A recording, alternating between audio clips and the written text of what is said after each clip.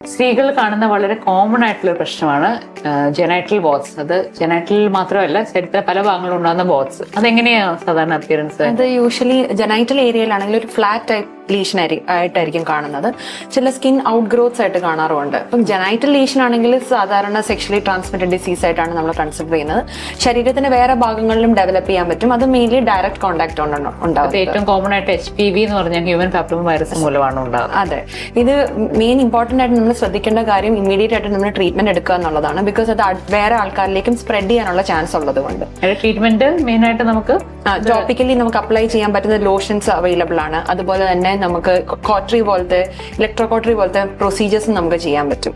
മാത്രമല്ല ഇതിപ്പം പ്രിവെന്റ് ചെയ്യാൻ വേണ്ടി വാക്സിനേഷൻസ് അവൈലബിൾ ആയിട്ടുണ്ട്. HPV വാക്സിൻ, ഇത് ക്യാൻസേഴ്സിന് എതിരായിട്ടുള്ള വാക്സിൻ ആയിട്ടാണല്ലോ പറയുന്നെങ്കിലും ജെനൈറ്റൽ ബോത്സും അത് ഒരു പരിധി വരെ പ്രൊട്ടക്ട് ചെയ്യുകയും ചെയ്യും. ഇതുപോലത്തെ എന്തെങ്കിലും ശരീരത്തിൽ അരിമ്പാറ പോലത്തെ ലീഷനുമാണ് ജെനൈറ്റൽ ഏരിയയിലോ വേറെ എവിടെയെങ്കിലും ഉണ്ടെങ്കിൽ തീർച്ചയായിട്ടും നിങ്ങൾ ഡോക്ടറിനെ കൺസൾട്ട് ചെയ്ത് അതിനൊരു ഡെർമറ്റോളജിസ്റ്റിനോ ഗൈനക്കോളജിസ്റ്റിനോ സഹായം തേടേണ്ടതാണ്.